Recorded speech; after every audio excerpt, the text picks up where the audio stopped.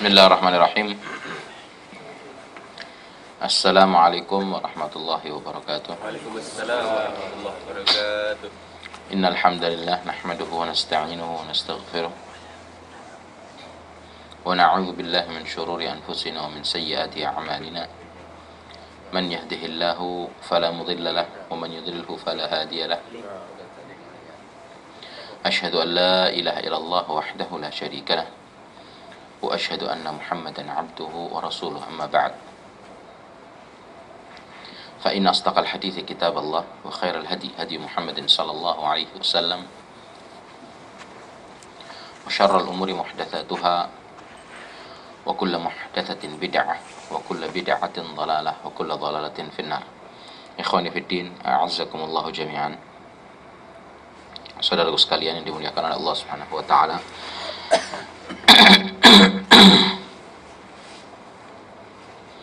Pada kesempatan pagi yang mulia ini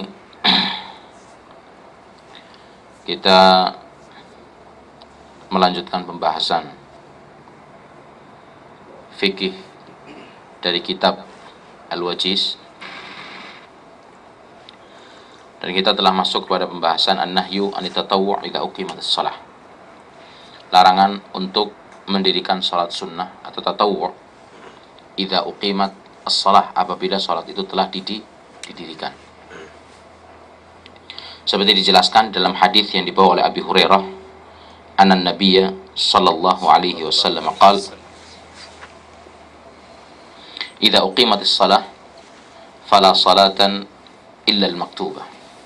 Apabila telah didirikan salat, jelasnya salat berjamaah, fala salata, maka tidak ada salat illa al-maktubah, kecuali yang diwajibkan. Ini hadis sahih yang diriwayatkan oleh Ibnu Majah, Muslim, Tirmidzi, Abi Dawud, dan Nasa'i. Dan banyak kita lihat, ya kan, kenyataan, dan khususnya biasanya adalah dari orang-orang Pakistan, India, ya kan, khususnya sholat subuh ketika masuk, padahal imam dalam keadaan sudah bahkan bertakbiratul ihram, bahkan sudah dalam rakaat kedua, ini masih memaksakan diri untuk melaksanakan sholat sunnah. Padahal hadis ini sangat jelas sekali. Idza uqimatis shalah, apabila telah didirikan sholat, fala salata, maka tidak ada sholat illal maktubah, kecuali yang wajib. Kemudian pembahasan selanjutnya, al-mawadhi' allati naha 'anis salati fiha, tempat-tempat yang dilarang untuk kita sholat di dalamnya. Ada beberapa tempat yang dilarang seorang manusia atau seorang hamba untuk mendirikan sholat. Di antaranya adalah dijelaskan dalam hadis pertama yang dibawa oleh Abi Hurairah, anna Rasulullah sallallahu alaihi wasallam qala, bahwasanya Rasulullah sallallahu alaihi wasallam bersabda, fuddiltu 'alal anbiya'i bisit, aku diberi kelebihan oleh Allah Subhanahu wa taala dari para nabi yang lain atau nabi-nabi sebelumnya yang pernah diutus ke dunia ini dengan 6 perkara. Ada kelebihan dan kekhususan bagi Rasulullah sallallahu alaihi wasallam, Muhammad sallallahu alaihi wasallam, dari nabi-nabi yang sebelumnya dengan 6 perkara atau 6 kemuliaan. Di mana yang pertama adalah a'titu jawami'al kalim. Diberikan kepada Rasulullah SAW jawami'al kalim. Ini salah satu mukjizat Rasulullah SAW selain Al-Quran, yaitu beliau memiliki jawami'al kalim. Jawami'ul kalim, kalau kita mau artikan, adalah perkataan yang singkat, lugas, tapi padat. Ini jawami'ul kalim, bisa difahami dan mengandung banyak makna. Makanya kita akan melihat bagaimana keindahan sabda Nabi Muhammad Sallallahu Alaihi Wasallam. Ya mungkin sebuah hadis yang panjangnya satu baris, akan tapi mencakup banyak makna. Seperti contohnya hadis yang berbunyi min husni islamil mar'i tarkuhu ma la ya'ni. Hadis pendek kan. Di antara bukti kebaikan Islamnya seseorang, bukti benarnya Islamnya seseorang, tarkuhu ma la ya'ni, meninggalkan sesuatu atau segala sesuatu yang bukan menjadi urusannya. Segala sesuatu yang bukan menjadi urusannya. Ini kan pembahasannya luas sekali dalam segala sisi kehidupan kita. Dalam kehidupan kita bertetangga, dalam kehidupan kita ketika kita di pekerjaan kita, ya kan? Dalam kehidupan kita berteman, ya kan? Dan lain sebagainya. Di mana kita meninggalkan sesuatu yang bukan menjadi urusan kita. Ya kan? Kita melihat ada dua orang lagi omong-omongan, ada apa semua, ya kan? Terus kita seudon, itu nanti lagi ngomongin kita. Urusan apa kamu? Iya kan? Iya kan? Menimbulkan atau menumbuhkan prasangka-prasangka jelek pada hatimu. Ya kan? Atau mungkin seorang yang berusaha penasaran ingin tahu, apa sih ini? Ya kan, penasaran, karena sifat manusia penasaran. Padahal kalaupun dia tahu, nggak bakal dikasih emas. Iya kan? Kalaupun nggak tahu, tidak akan merugikan dirinya. Ya kan? Meninggalkan sesuatu yang bukan menjadi urusannya. Al-muslimu man salimal muslimuna min lisanihi wa yadihi. Yarhamukallah. Seorang muslim adalah yang selamat muslim yang lainnya, ya kan, dari kejelekan lisan dan dari tangannya. Kejelekan lisan dari segi riba, mengumpat, ya kan, membuka aibnya, ya, menjatuhkan kehormatannya, mengadu domba dan lain sebagainya. Dari bentuk kejelekan-kejelekan mulut. Tangannya baik memukul, ya kan, mengambil yang bukan haknya dari saudaranya sama muslim dan lain sebagainya. Ini diantara keutamaan mukjizat yang Allah berikan kepada Nabi Muhammad SAW yang dikatakan atau disebut dengan kata jawami al-kalim. Wa nusirtu birra'b. Ya kan, nusirtu birra'b istilahnya Rasulullah SAW itu dimenangkan dengan adanya rasa takut pada musuh-musuhnya, di mana sebelum datangnya pasukan Islam atau kekuatan Islam, itu orang-orang kafir sudah gentar dan gemetar. Dan sangat disayangkan pada zaman kita ini, ya kan, justru orang kafirnya yang lari di belakang kita. Atau orang Yahudinya, orang yang paling pengecut di dunia. Manusia paling pengecut di dunia itu Yahudi. Ketika kita lihat ada orang Yahudi berani lari di hadapan umat Islam, itu berarti menunjukkan lemahnya umat Islam. Karena dalam sejarah tidak ada yang namanya orang Yahudi berani perang adu muka dengan umat Islam. Selalu ngumpet di belakang. Dia biang keroknya, provokatornya, tapi nggak berani maju. Dan ngumpet di belakang. Dan yang dijadikan tameng atau yang dijadikan perisai untuk mereka adalah orang-orang Kristen. Orang Kristen itu pionnya orang Yahudi, ya kan? Atau budaknya mereka, empannya di hadapan umat Islam. Lalu yang dempankan mereka. Nah di belakangnya, makanya kalau kita dapat ya ada orang Yahudi berani adu depan dengan umat Islam, ini menunjukkan kelemahan, ya kan, umat Islam. Kemudian wa uhillat liyal ghanaim, dan dihalalkan kepadaku al-ghanaim, yaitu harta rampasan perang, ya kan, dimana sebelum Rasulullah SAW, dimana diharamkan harta rampasan perang ketika itu. Selesai perang nggak boleh diambil di zaman sebelum Rasul Rasulullah. Tapi di zaman Rasulullah dihalalkan oleh Allah untuk umat Islam mengambil harta rampasan perang. Wa ju'ilat liyal ardu tahuran wa masjidan. Dan Allah jadikan hamparan bumi ini sebagai sesuatu yang suci dan masjid. Artinya diperbolehkan sebagai tempat untuk beribadah di mana saja. Kita nggak dapat masjid, ya kan? Berhenti, parkir mobil kita, gelar sejadah, ya. Tempat tersebut bisa kita gunakan untuk mendirikan sholat. Semuanya tempat yang suci, ya kan? Kecuali jelas di situ ada najis, ya kan?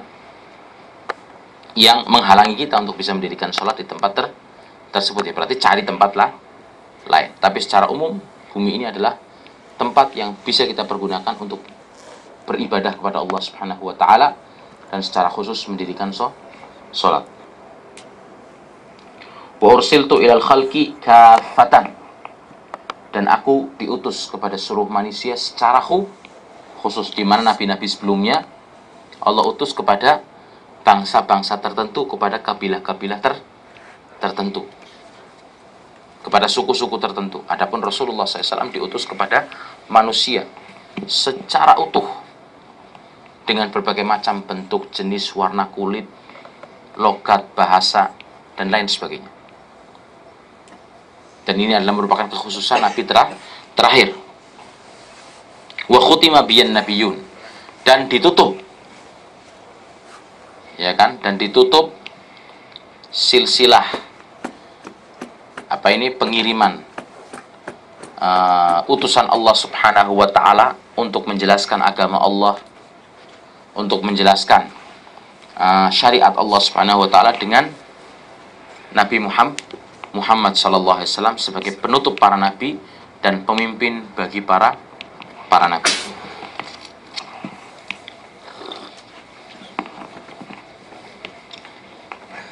Kemudian dalam hadis lain, an Jundub ibn Abdullah al-Bajali, dari Jundub bin Abdullah al-Bajali, dia berkata, sami'tu Rasulullah sallallahu alaihi wasallam, aku mendengar Rasulullah sallallahu alaihi wasallam qabla an yamut bi khams wa huwa yaqul, sebelum 5 hari sepeninggal Rasulullah SAW, beliau bersabda, ala, ini 5 hari sebelum meninggalnya Rasulullah, ala wa inna man kana qablakum kanu yattakhiduna kubur anbiya'ihim wa salihihim masajida. Sesungguhnya tidaklah orang-orang sebelum kalian menjadikan kuburan-kuburan para nabi mereka dan orang-orang soleh di kalangan mereka sebagai masjid. Jadi kalau mereka mendapati para nabi mereka telah wafat, atau ada orang-orang soleh di antara mereka yang meninggal, langsung mereka bangun di atas kuburannya masjid-masjid.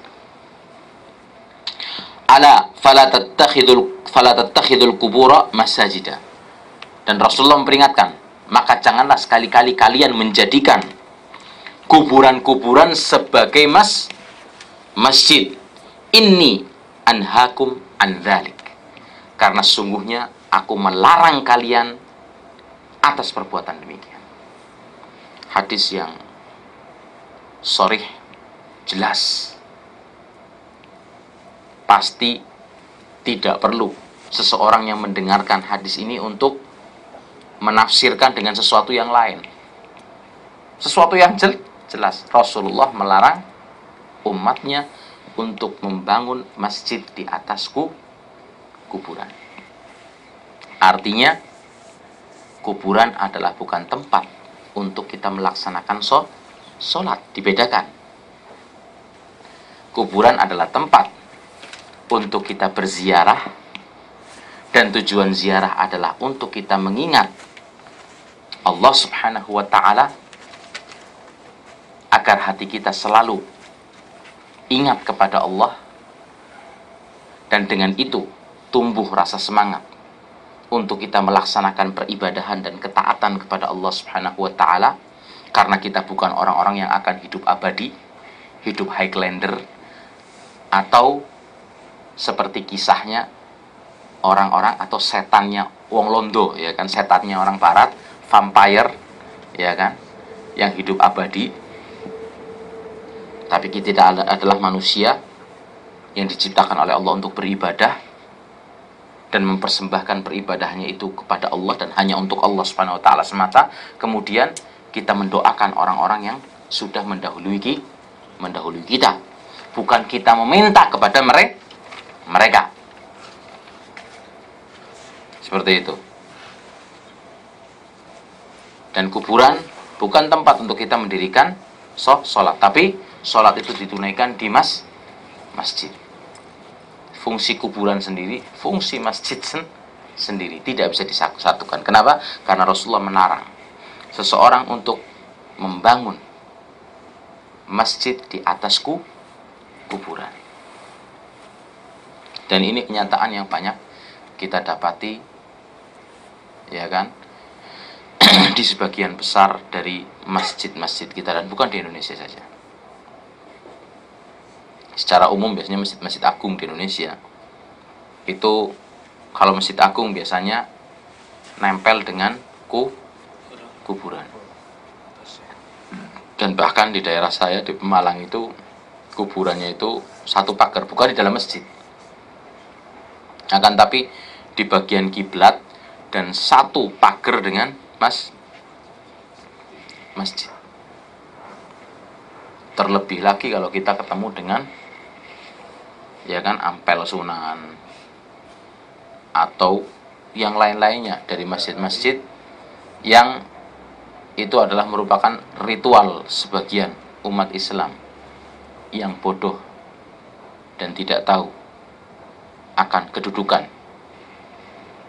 dan tata cara peribadahan yang benar kepada Allah Subhanahu wa taala, dengan menempatkan masjid-masjidnya, dan bahkan kadang masjid kuburannya ditempatkan di tengah-tengah dari masjid tersebut, di mana seseorang di situ mendirikan shafnya untuk melakukan sholat atau peribadahan sholat kepada Allah. Hadis ini jelas. Ala inni anhakum an dzalik. Sungguhnya aku melarang kalian untuk melakukan yang demikian. Melakukan apa? Membangun kuburan, masjid-masjid di atas kuburan. Ini dalam riwayat Muslim.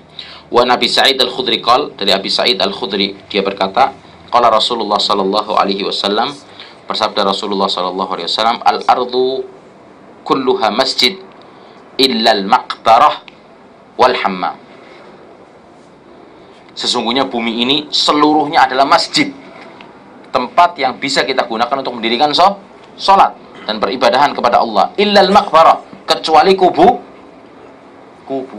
jelas. Wal hammam, dan kloset atau kamar mandi.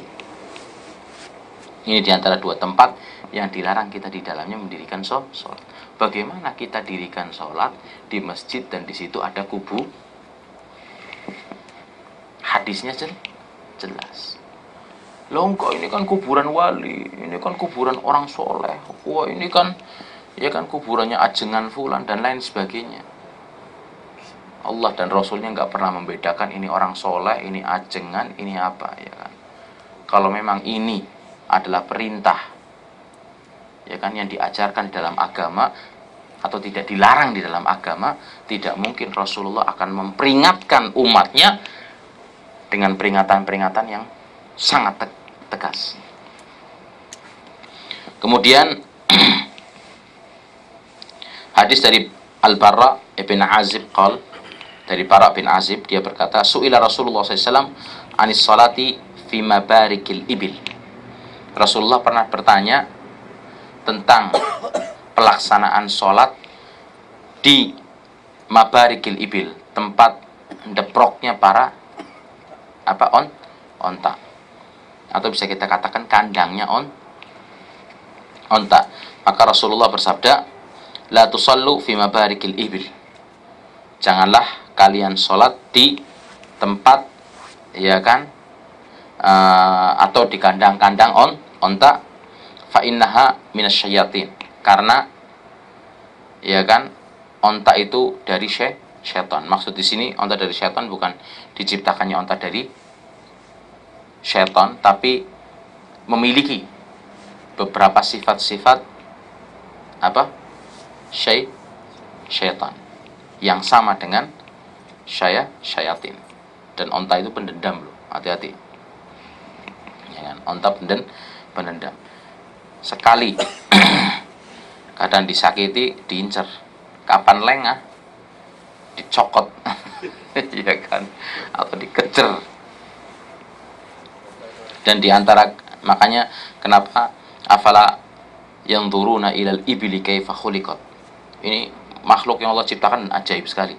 Apakah kalian tidak melihat, ya kan, bagaimana Allah menciptakan onta dengan keanehan-keanehan, sebuah binatang yang memang atau tunggangan yang khusus Allah khususkan untuk di padang pasir, di mana dia itu memiliki minumnya banyak sekali. Dan minum banyak ini nggak semuanya ya kan telan ke perutnya dia, tapi disimpan di punuk-punuk dia. Makanya di zaman dahulu perjalanan-perjalanan dengan onta di padang pasir ada apa semua itu kan, di antaranya mereka persiapkan dagingnya untuk makan, dan mereka persiapkan punuknya itu sebagai kantong-kantong air. Ontanya disembelih, dimakan, ya kan? Dan kantong-kantongnya di sini tuh bisa buat persediaan air mereka air bersih. Ya kan? Yang memang disimpan iya kan? Dan ketika mereka minum, udah nggak perlu. Makanya kita lihat, ya kan, mereka gagah terus onta itu, ya kan, haus tinggal dibuka selangnya dari sini dalam set. Ada otomatiknya jalan sendiri, ya kan, ya kan. Dan diantaranya satu-satunya binatang yang nggak mau dilihat kawinnya. Kalau kucing kan sembarangan kelihatan meong-meongnya di jalan kalau kawin, ya kan. Nah, onta nggak bisa. Kalau kambing, ya kan, tinggal dihadapkan ke yang perempuan aja udah langsung naik. Kalau onta nggak bisa.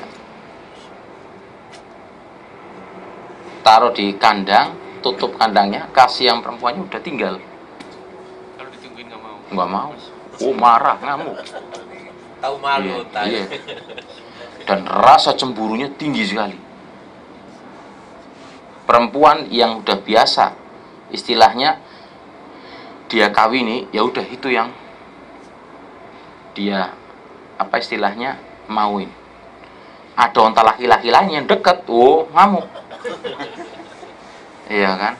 Makanya kalau manusia, iya kan, atau kaum laki nggak punya rasa cemburu dengan istrinya, oh ini kalah sama onta.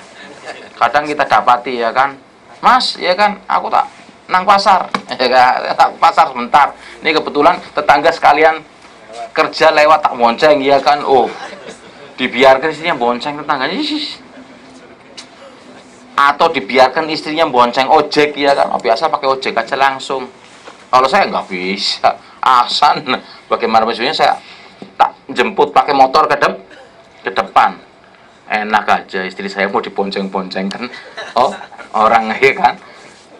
Nah, ini menjadi sesuatu yang kebiasaan di Indonesia. Udah biasa, tidak bisa kita berbicara biasa. Setan masuk jadi sesuatu yang lain, bukan biasalah lagi. Supir nggak apa-apa, Ustaz, ya? Nggak madam, nggak apa-apa. Kenapa? Supir nggak madam. Itu pun tetap sebenarnya hukum, jadi nggak bisa. Banyak sopir yang kemasukan setan ya, Kenapa? madamnya juga. Kemudian wasu'ila anis shalah fi marabidil ghanam, dan ditanya tentang sholat di kandang-kandang kambing. Faqala sallu fiha fa innaha barakah. Sholatlah di dalamnya, tidak apa-apa, karena ya kan ada berkah. Loh, tai mendir najis enggak? Apa? Saya mau tanya, tai mendir najis enggak? Enggak najis. Kering, nggak najis. Hatta basah enggak najis. Karena pernah kita pelajari, segala binatang bisa kita makan, dagingnya ada apa semua, kotorannya tidak najis. Jadi kalau misalnya ada orang, ya kan, nginjek ya kan kotoran sapi atau nginjek kotoran ya kan kambing atau kecipretan ya kan, terus kita pergunakan untuk sholat, masih tidak apa-apa. Ya secara kelihatan kotor ya kan, selama bisa dibersihkan bersihkan. Tapi udah nggak ada lagi, terus kita gunakan untuk sholat, tidak apa? Karena tidak najis. Tai ayam, Ustaz. Iya kan, tai ayam. Memang baunya mantep, tapi nggak najis. Iya kan? Cukup dibersihkan. Ya kan cukup dibersihkan, tidak najis ya kan? Seperti itu.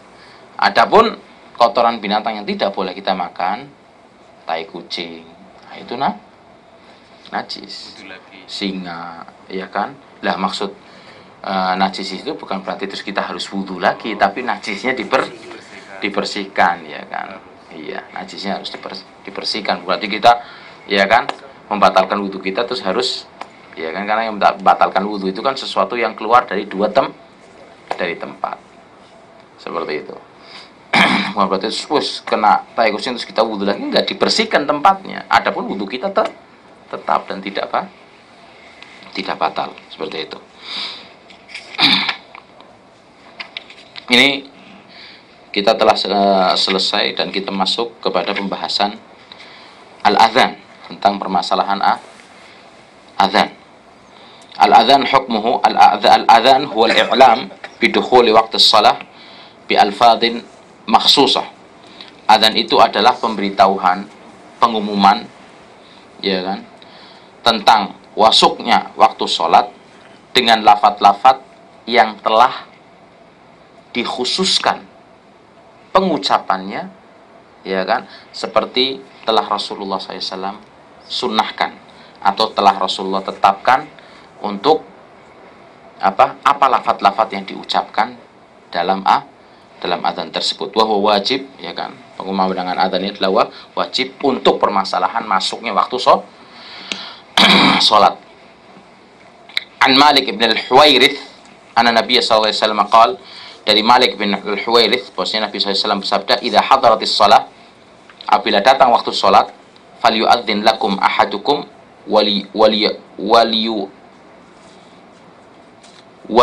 yu'ammikum akbarukum.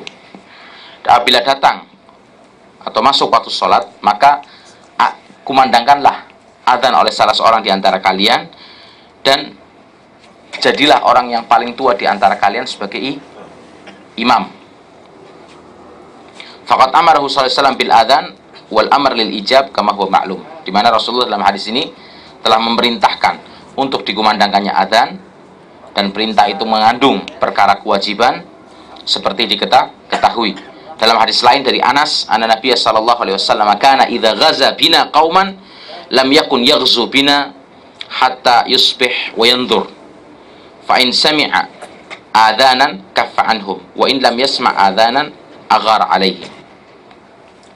Dahulu Rasulullah SAW apabila akan melakukan peperangan atau memerangi sebuah kaum, beliau tidak akan bergerak untuk memerangi kaum tersebut sampai menunggu datangnya waktu subuh, dan melihat kalau terdengar suara azan, ya kan, atau kumandang azan, maka Rasulullah menahan diri. Wa in lam yasma' adzanan aghara alaihim. Apabila tidak mendengar azan, maka Rasulullah mengomandokan untuk mulai maju dan melakukan peperangan. Mendengar azan artinya berarti Islam sudah sampai ke tempat tersebut. Kemudian fadluhu, keutamaan tentang permasalahan azan. An Muawiyah radhiyallahu anhu anna Nabiy sallallahu alaihi wasallam qala, dari Muawiyah semoga Allah meridainya, bahwasanya Nabi sallallahu alaihi wasallam bersabda, innal muadzdzinina atwalun nasi a'naqan yaumal qiyamah. Sesungguhnya para juru azan itu nanti di hari kiamat adalah orang-orang yang lehernya, atau di hari kiamat kelak nanti adalah orang-orang yang lehernya paling panjang. untuk membedakan dan memberikan pengetahuan kepada manusia bahwasanya dulu dia di Indonesia, di dunianya, ya kan? Dulu dia di dunianya adalah orang-orang yang suka mengumandangkan azan, ya kan? Tapi jangan Anda pikir, nanti gimana kalau ontok gurunya panjang sendiri. Oh, Anda jangan memiliki pemikiran, ya kan, ukuran keindahan yang ada di dunia ini, ya kan? Sekarang udah yang di dunia aja antum lihat jerapah lehernya panjang, tapi kan orang melihat indah bentuknya, ya kan? Ini ciptaan Allah, ya kan? Keindahan yang datangnya dari Allah, ya kan? Jangan Anda bayangkan seperti manusia sekarang ini, ya kan, akan dipanjangi lagi lehernya, ya kan, sehingga kayak di film kartun itu, film apa itu yang dulu kartun itu yang lehernya bisa panjang sendiri, ya kan? Tidak, ya kan? Ini sifat yang nanti akan datang bagi orang-orang yang suka mengumandangkan azan ketika hidup di dunianya, ya kan? Adapun bagaimananya itu sesuai dengan nanti di hari kiamat, ya kan, sesuai dengan kebesaran dan kemuliaan Allah dalam menciptakan makhluknya, ya kan, dan tidak bisa kita bayangkan di dunia ini. Karena kalau kita mau mengatakan madu, nanti di surga ada madu, di dunia pun kita kenal madu, ya kan, tapi apakah sama madu dunia dengan madu surga? Wah, nggak bisa kita. Apel, di dunia ada apel, kita tahu apel, ya kan. Di surga pun ada apel, tapi apakah bisa disamakan antara apel surga dengan apel dunia, apel surga ini? Seperti itu. Kemudian arak, nanti di surga ada arak, ya kan. Ada minuman keras, dan Allah jelaskan di antaranya minuman keras yang di surga itu tidak memabukkan. Di dunia ini yang nggak boleh, karena memabukkan dan menghilangkan akal seseorang, menyebabkan, ya kan, kalau kebanyakan minum, bukan berarti sedikitnya pun boleh, ya kan, akan menghilangkan akal manusia dan akan menyebabkan, ya kan, nggak waras. Untuk melihat orang-orang yang sering mabuk, terakhirnya tambah jelek, ya kan, utaknya tambah error, karena emang kebanyakan dirusak sama utaknya sendiri, ya kan. Jadi udah ngeblank, udah kayak komputer itu udah ngeblank, kadang-kadang ruwet, ya kan, keluarnya putih toh atau hitam toh, kayak gitu. Orang Allah menyuruh manusia untuk jadi orang waras, ini malah nyari gila untuk dirinya sendiri. Makanya kadang-kadang kita bertanya, apa nikmat itu orang rasanya juga pahit, nggak enak. Itu kadang-kadang cuma itu aja. Ketika minum itu, wah, merasa gagah, merasa dia yang paling ganteng, merasa dia yang paling hebat, ya kan.